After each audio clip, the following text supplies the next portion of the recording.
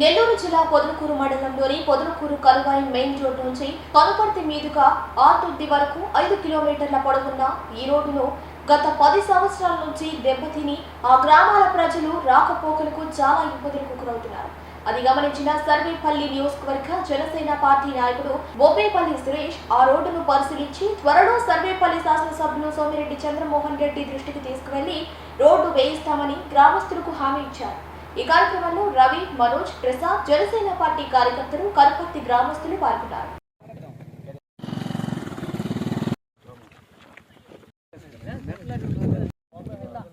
గత 2 సార్లు ఏదైతే సర్వేపల్లి నియోజకవర్గ ప్రజల చేత ఓట్లు వేయించుకొని గెలిచి 2 సార్లు శాసనసభ్యుడై వ్యవసాయ శాఖ మంత్రి అయి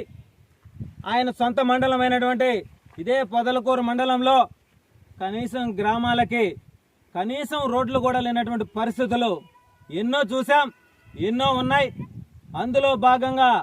ఏదైతే పొదలకూరు నుంచి కనపర్తి మీదుగా వెళ్ళేటువంటి రోడ్డు ఏదైతే ఆల్తుర్తి ద్వారా కనీసం 5 కిలోమీటర్ల రోడ్డు 5 కిలోమీటర్ల రోడ్డు మాత్రమే వేయలేకపోయినటువంటి పరిస్థితి మనం కళ్ళారా చూసాం. అదేవిధంగా ఏదైతే కూటమి శాసనసభ్యులైనటువంటి సోమిరెడ్డి చంద్రమోహన్ రెడ్డి గారి దృష్టికి తీసుకువెళ్ళి ఈ రోడ్డుని త్వరితగతిన నిర్మాణం చేసే విధంగా మేమందరం కూడా ఆయన దృష్టికి తీసుకువెళ్ళి నిర్మాణం చేపించేదానికి మా వంతు మేము కృషి చేస్తామని చెప్పి గ్రామస్తులందరికీ కూడా మాటిస్తున్నాం. అదేవిధంగా ఏదైతే ఈ సొంత మండలం అని చెప్పుకునేటువంటి మాజీ మంత్రి, మాజీ శాసనసభ్యుడు, ప్రస్తుత నెల్లూరు జిల్లా వైసీపీ జిల్లా అధ్యక్షుడు కాకాని గోవర్ధన్ రెడ్డి ప్రతిరోజు కూడా ఒక మీడియా సమావేశం పెట్టి సోమిరెడ్డి గారిని తిట్టడం లేదంటే కూటమి ప్రభుత్వాన్ని నిందించడం తప్ప ఇదే సొంత మండలంలో అందుకలడు ఇందులేడని సందేహం వలదు, ఎక్కడెక్కడైనా సరే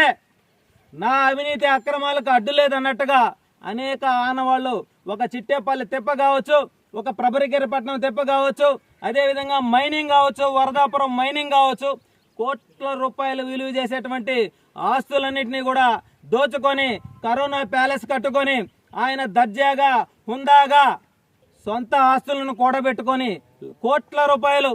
ఆస్తులను కూడబెట్టుకొని ఆయన మాత్రం బాగున్నాడు. అదే సొంత మండలంలో ప్రజలు ఎన్ని ఇబ్బందులు పడినా ఆయనకేం ఇబ్బందిలే, ప్రజలు ఇబ్బందులే,